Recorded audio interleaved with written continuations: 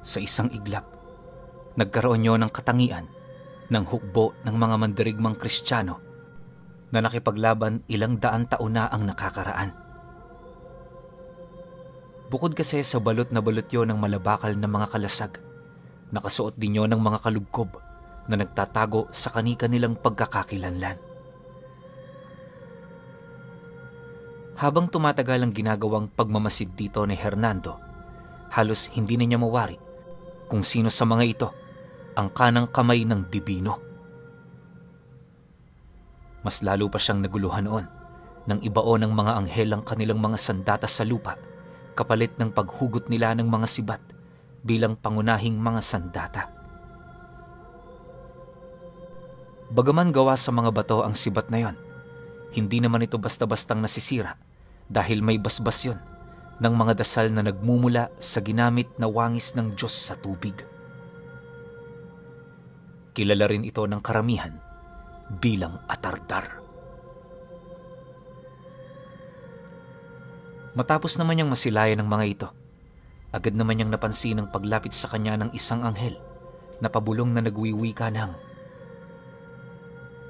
"Dito ka lang sa likod namin. Habang kami ay nakikipagdigma, magdasal ka lang. Malaki ang tulong niyan para mapanatili ang aming lakas.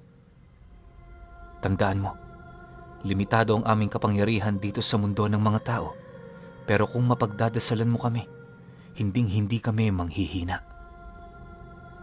Yan ang dahilan, Hernando, kung bakit nagdesisyon ang ating pinuno na sumunod sa mga ipinaglalaban mo. Dahil sa sinabi nito, wala naman siyang nagawa kundi ang sumang-ayon. Sa isip-isip niya, kung yon ang paraan para makatulong siya, hindi siya magdadalawang isip na gawin ito. Maya-maya pa nang magkasundo na sila, gamit ang kanilang mga kalasag, buong tapang nilang sinangga ang pag-atake ng mga nilalang. Habang patuloy yung nangyayari, nagpupumilit naman silang umusad patungo sa kinaroroonan ng Dibino. Upang masiguro namang nasa ligtas na kalagayan itong si Hernando, pinalibutan nila ito habang paunti-unting gumagalaw sa tabi ng napakatarik na bangin. Sa loob lamang ng ilang minuto nilang pakikipagbuno, marami na sa mga marindaga at mga tikbalang ang nahulog sa banging yon. Dahil sa ilang talampakan ng taas nito, lahat ng mga nilalang na nahuhulog dito, hinding-hindi na nabubuhay. Sa pagpapatuloy ng ganoong pangyayari, doon na nga nagsimula ang paglusob ng 3 alagad ni Magnifico. Ang abwak naman at sigin-sigin, pinapanatili ang kanilang malayong distansya upang maipagpatuloy nila ang kanilang mga ginagawa. Hindi naglaon, paglapit naman ng 3 nilalang, bahagya namang naantala ang kanilang pag-usad dahil sa pagpipigil ng mga ito sa kalasag ng mga anghel na nasa unahang bahagi. Halos hindi na rin inisip ng mga tauhan ni Magnifico ang kakayahan ng mga anghel na yon sa kadahilanang ang paningin nila rito parang mga mandirigma lamang na ang tanging hangad ay ang umusad patungo sa kanilang pinuno. Sa kabilang banda naman, nanatili pa rin sa ere ang Dibino, patuloy na nililipol ang bawat nilalang na nagpupumilit pumunta sa lugar kung saan naroon sila. At dahil na rin sa lakas ng kakayahan nito, lahat ng tinatamaan ng liwanag ng pakpak nalulusaw ng walang bakas. Upang hindi naman malipol ang mga nilalang, pilit naman nila itong inilagan, subalit paglapit nila sa kinaroroonan ng anghel, mabilis din naman silang namamatay dahil sa hindi na nila kinakaya ang matinding init ng hangin buhat sa napakalakas nitong presensya. Kalahating oras pa ang lumipas. Nang masipat naman ng maranhig ang pinsalang nagagawa ng Dibino, buong tapang naman yun doong lumusob. Pagsilay naman dito ng pinuno ni Hernando, agad naman itong hinugot ang tanga nitong espada sabay salubong sa nilalang na yon.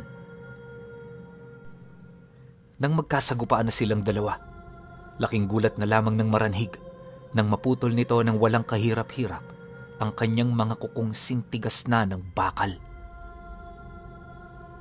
Matapos naman itong gawin ng dibino, agad naman itong nagpakawala ng isang malakas na sipa na siya namang dali-daling tumama sa tagiliran nito.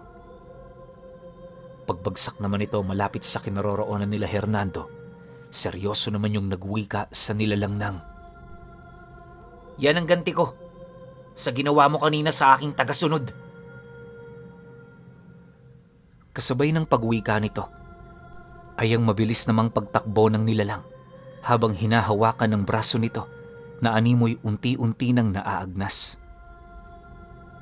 Hindi naglaon. Nang makalayo naman yun sa kanilang kinaroroonan, agad naman silang umusad hanggang sa mapilitan na ring umatras ang mga nilalang na pumipigil sa kanila. Pagdating naman nila sa harapan ng yungib, tumambad sa kanila ang grupo ng mga gabunan na iniwan ng engkantaderos para magbantay. Habang umaangil ang mga nilalang na yon, kitang-kita naman niya ang takot sa mga mata nito, dahilan para hindi na sila magdalawang isip na yon ay wasakin. Matapos naman nila itong malipol, mabilis naman silang pumasok sa bukana, kung saan agad na tumambad sa kanila ang isang talo na dinadaluyan ng likidong apoy. Pagsilay naman nila sa kabilang bahagi nito, may nasipat silang malaking tipak ng bato kung saan sa harapan nito naroon ang isang bilugang bato na nakalutang sa ere. Nandun din ang panig nila Magnifico na abalang-abala sa paghahanap ng paraan para makuha ito. Dahil sa ganoong pangyayari, hindi na nga nito natakasan pa ang kanilang pangkat. Pagbaba naman ng dibino ng kanyang talukbong, mabilis namang naglaho ang mga pakpak nito, dahilan para makapagsalita na yon kay Magnifico ng, "Mukhang hindi mo na yata nalalaman kung ano ang gagawin mo para makuha yan. Nakakalimutan mo ata, iho, ang tingerong may gawa ng mapa. Ang mga katulad niyong may masasamang dugo, walang karapatang humawak sa bagay na yan." Nang marinig naman ng engkantadores ang sinabi nito, di naman ito maiwasang umisi, sabay sagot naman sa dibino ng, "Kaya nga ako sumapis sa katawan ng tauhan mo para sa bagay na ito. Huwag niyo nang tatangkaing tumawid sa talon kung ayaw niyong masilayan ang pagkamatay ng taong ito." Dahil sa sinabi ni Magnifico, agad naman siyang nakaramdam ng matinding pagkabahala. Kung siya nga lang ang masusunod noon, hindi talaga niya susuwayin ang mga babala ng nilalang. Ngunit sa kasamaang palad, pagsilay niya sa kinaroroonan ng dibino, napansin niyang wala itong pakialam sa kanyang kapatid. Nang maramdaman naman niya ang pag-usad nito, agad naman niya yung hinarangan habang patuloy na nanginginig ang kanyang tuhod. Alam ni Hernando na isang kapangasan ang kanyang ginawa, pero sadyang hindi niya kayang maatim na makita ang kanyang kapatid na mamatay sa kanyang harapan. Pagtarak naman niya ng punyal nito sa harapan ng dibino, agad naman siyang binalot ng takot sa buong katawan nang masipat niya ang seryoso nitong muka. Hindi yun nagsasalita pero ramdam niya ang hindi maipagkakailang galit nito. Dahil sa ginawa niyang yon, nagkaroon naman si Magnifico ng pagkakataon para masambit ang mga kaukulang dasal para maalis ang harang ng mapa. Pagkahawak naman ito sa bato, sinubukan naman niyang alisin yun mula sa kinaroroonan nito. Ngunit sa kasamaang palad, hindi niya ito nagawa. May sumpa kasi ang batong yon, kung saan ang tanging makakakuha lamang dito ay isang purong antingero. Nang mapagtanto naman yun ng nilalang, imbis na sapilitang kunin ng bato, nagdesisyon niyong kunin ang mahalagang detalye ukol dito. Matapos niya itong gawin, agad din namang umalis ang kanilang grupo. Pagtagos nito sa kabilang bahagi ng lagusan, doon pa lamang tumigil si Hernando sa ginawa niyang pagharang. Akala niya makakamit na niya ang pinakamataas na parusa sa samahan nila, pero paglapit naman sa kanya ng Divino, napangiti lang naman ito habang nagwiwika sa kanya ng, "Napakabuti mong kapatid. Huwag kang mag-alala. Iuuwi natin siya ng ligtas. Dahil sa ginawa mo, naisip ko ang kahalagahan ng buhay. Tumayo ka na dyan. Hindi pa tapos ang laban." Nang marinig naman niya ang sinabi nito, lahat ng mga bagay na gumagambala sa kanya, bigla na lamang nawala. Makalipas pa ang ilang minuto, doon na rin nila nilapitan ng mapa para kunin ito. Matagumpay naman nila yung nagawa, kung kaya't kahit papaano, di naman sila nababahala. Sa paglabas naman nila ng bulkan, doon nila nasilayan ang paglisan ng napakaraming nilalang. Sa ibaba naman nito, tumambad sa kanila ang malaking itim na ahas na kasalukuyang sinasakyan ni Magnifico. Hindi naglaon nang makalayo na ang mga ito. Dahan-dahan naman silang bumaba para bumalik sa kanilang bangka. Sa pagbagtas naman nila noon ng laot, panay naman ang kanilang naging pag-uusap ukol sa kanilang plano. Malayo-layo pa kasi sa lugar na yon ang bundok ng Daraitan, kaya aminado naman silang marami pa silang pagkakataon para makapaghanda.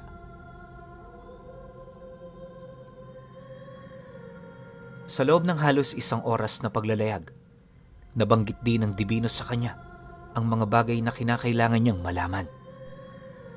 Kasama rin siya sa ginawa nitong pagbabahagi ng mga nakaukit sa mapa, kalakip ng mga sikretong bumabalot dito. Ayon sa anghel, hindi pangkaraniwang bato ang mapang yun. Libu-libong mutya ang isinakripisyo ng mga nagdaang antingero para magawa ito.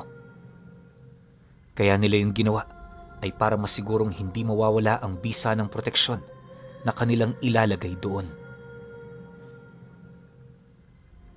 Pagtatapat pa ng anghel na, maraming dahilan kung bakit nagsagawa ng mapa ang mga antingerong sumampa sa sibilisasyong nakalaban nila.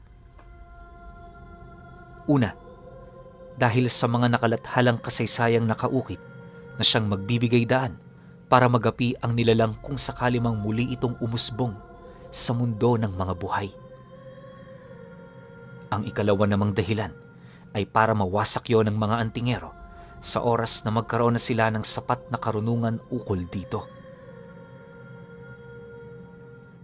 Mariinding inilahad ng anghel, hindi yon ginawa ng mga nagdaang antingero para ipahamak ang pangkasalukuyan, bagkus ay para iligtas ito. Bukod kasi sa mga maaaring mangyari, nag-iingat lang din naman sila kahit papaano. Nang marinig naman niya ang tungkol dito, wala naman siyang naramdamang pagdududa.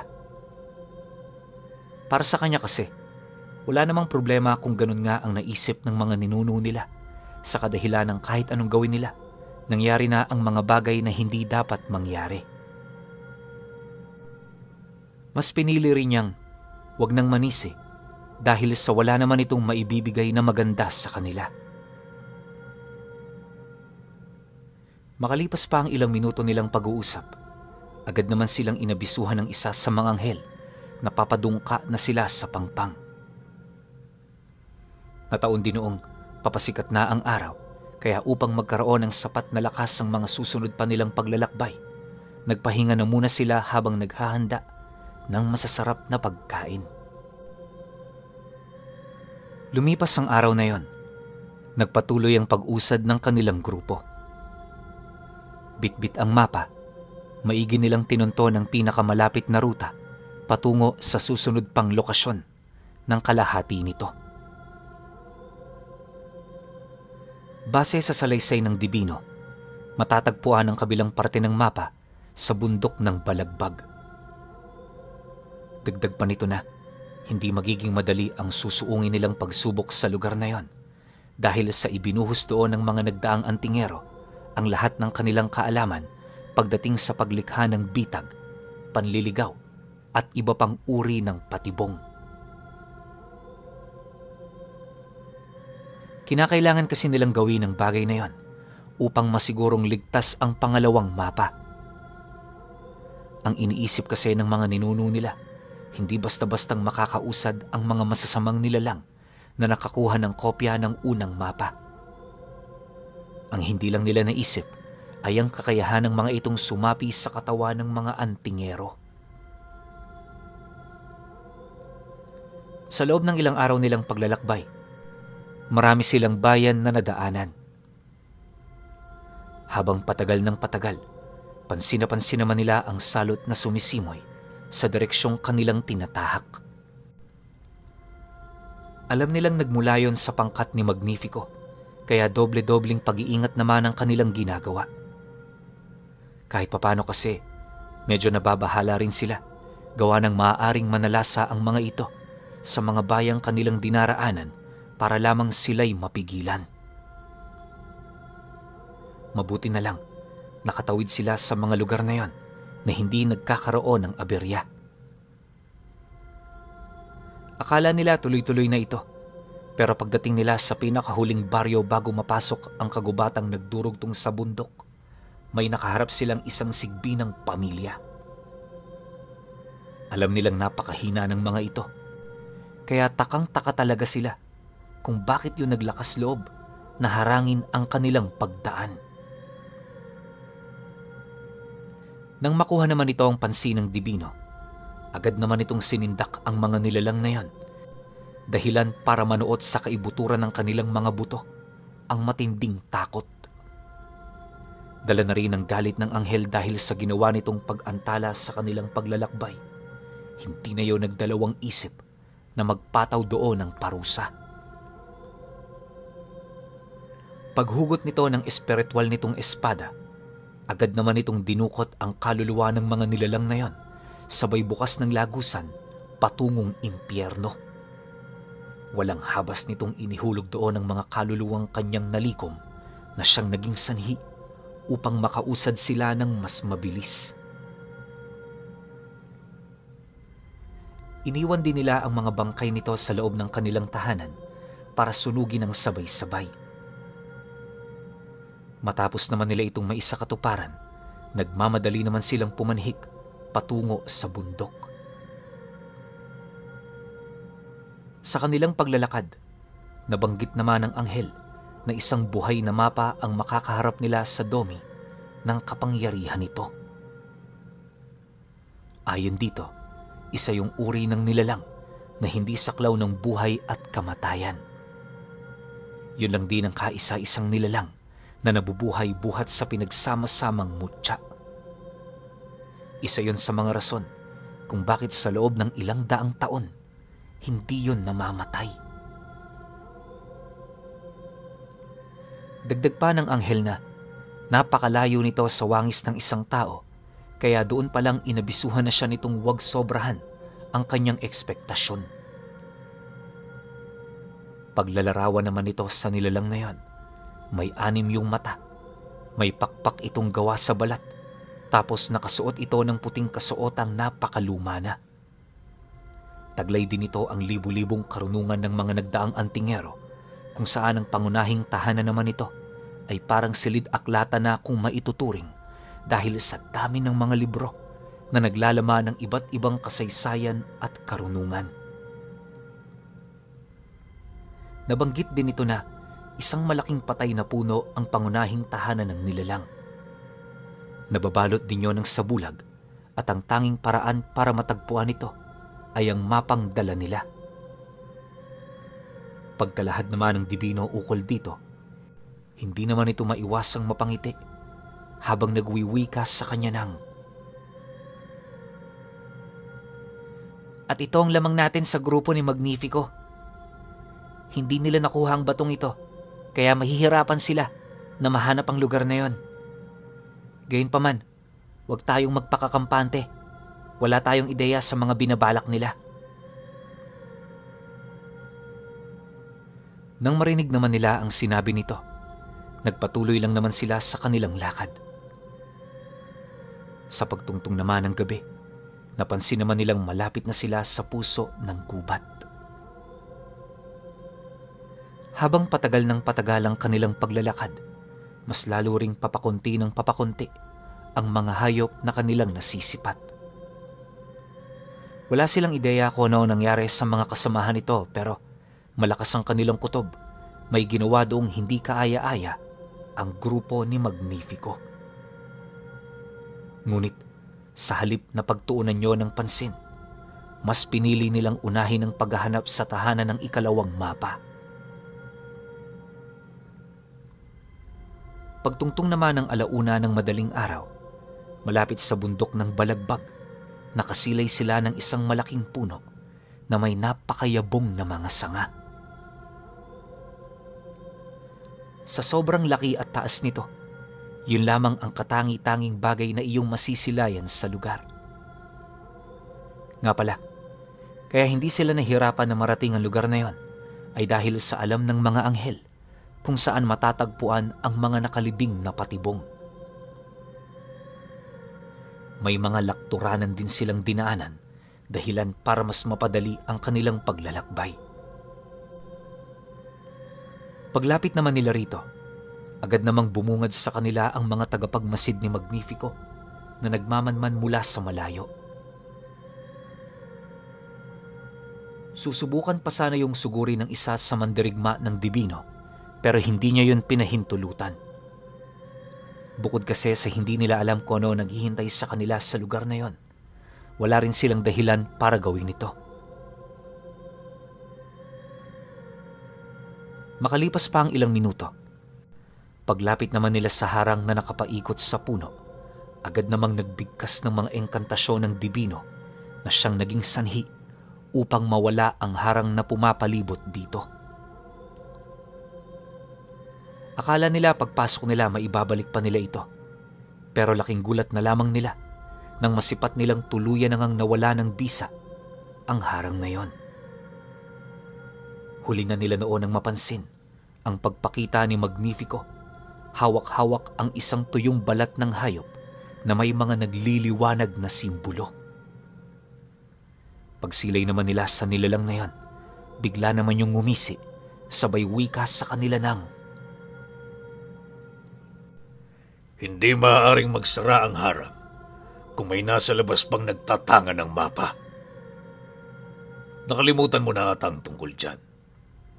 Akala ko ba, pumarito ka na bago pa maganap ang digmaan?" Nang marinig naman ng Dibino ang sinabi nito, agad naman yung sumagot dito ng,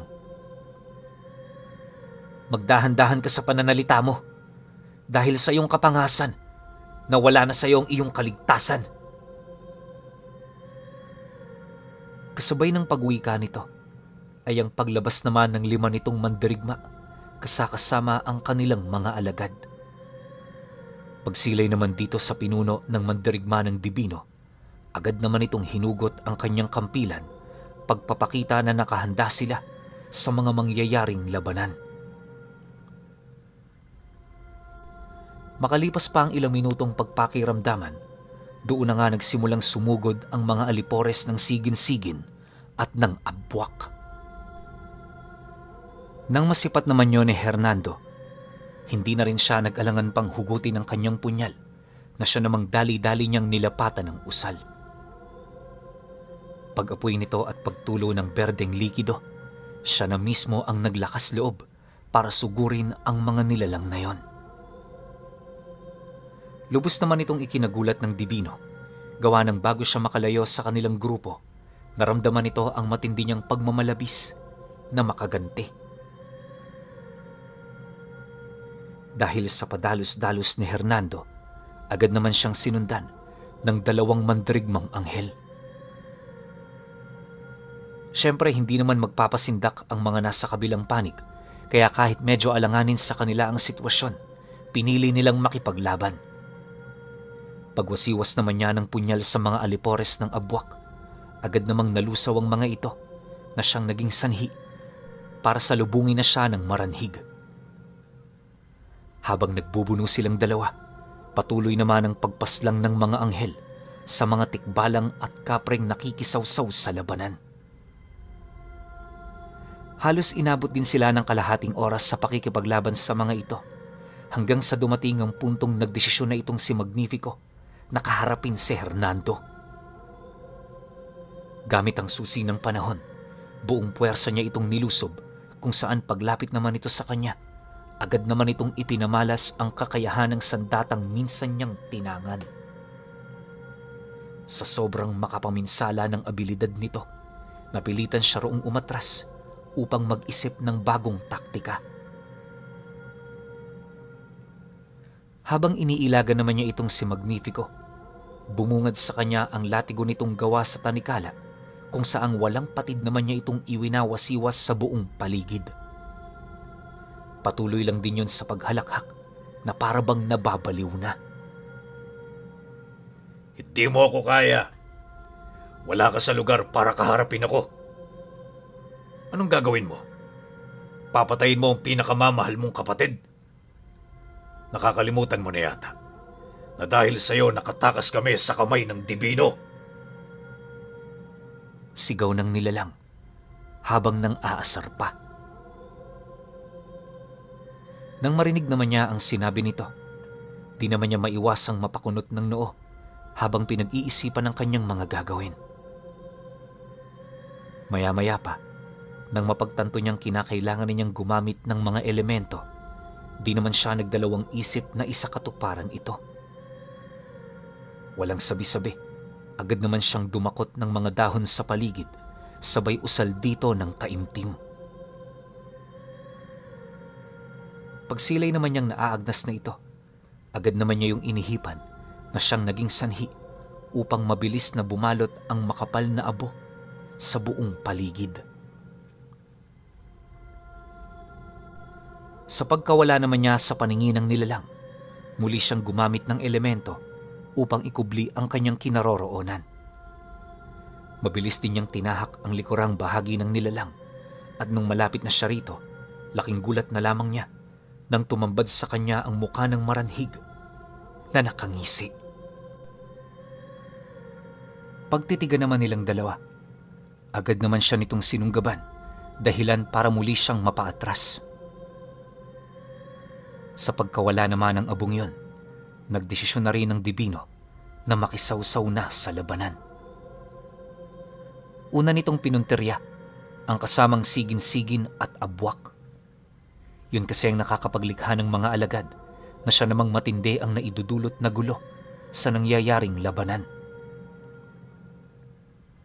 Nang mapansin naman yon ng mga nilalang, mabilis naman yung umilag sa pag-atake ng Dibino, hanggang sa doon na nga sila magkaharap ni Magnifico.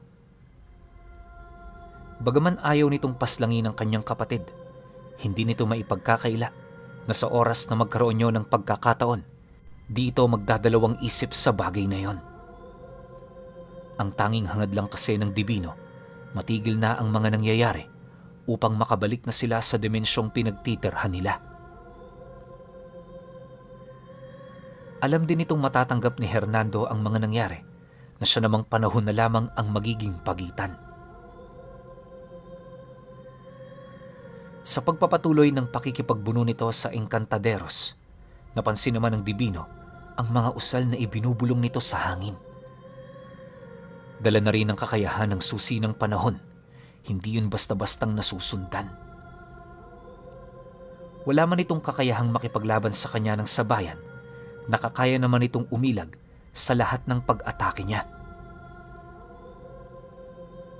Ilang minuto pa ang lumipas nang hindi na maatim ng Dibino ang mga pinaggagawa nito. Nagdesisyon na yung magpakalat ng tigalpo sa buong paligid, bagay na inilaga naman ni Magnifico at ng kanyang mga tauhan. Paglayo naman nila rito ng ilang dipa, doon na yon nakapag-isip ng isang magandang ideya.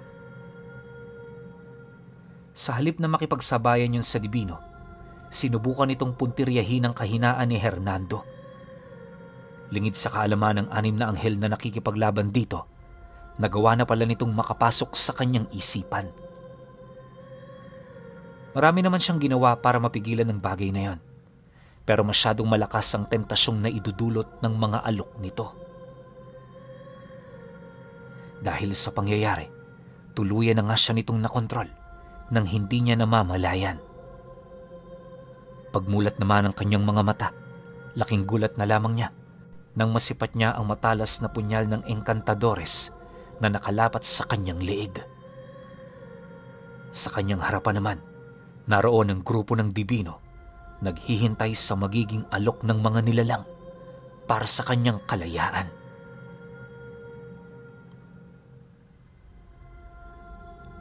Okay. Nako. Medyo alanganin ah. Sobrang utak ni Magnifico, no? Akala mo corner na siya. Akala mo huli na. Akala mo wala nang pupuntahan. Pero may ganito pa pala. Grabe. Pero alam nyo, hintayin nyo yung 11 tsaka 12. Sobra-sobra kayong magugulat. Talagang magugulat kayo. Mamaya yun, isusunod ko kagad para hindi na kayo mainip. Sa ngayon, ito na muna tayo. Medyo nakakaramdam ako ng hindi maganda rito ha. Pero sige, nabasa ko na yung 11 tsaka 12 eh. Mamaya yun, lapag kaagad natin. Pahintay na lang ako ha. Salamat.